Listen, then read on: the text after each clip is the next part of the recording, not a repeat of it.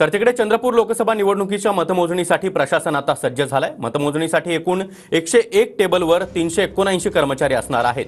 Padoli MIDC परिसरातील वखार महामंडळातील मतमोजणी केंद्राबाहेर त्रिस्तरीय सुरक्षा व्यवस्था आता तैनात करण्यात आली आहे। याचा आढावा घेतलाय आमच्या प्रतिनिधींनी, पाहूया।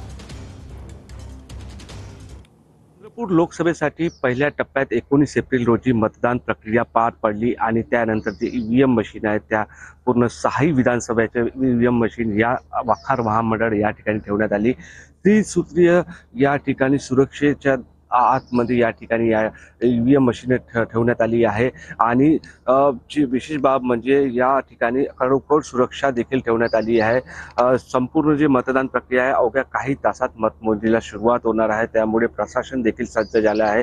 एकूण 101 टेबलवरती ही मतमोजणी होणार आहे। त्यामध्ये राजुरा, वणी, आर्णी, बल्लारशा, चंद्रपूर अशा जे विधानसभा या विधानसभा क्रम वाईज या ठिकाणी मतमोजणी होणार आहे। निलेश दहाट, TV9 मराठी, पडोली, चंद्रपूर।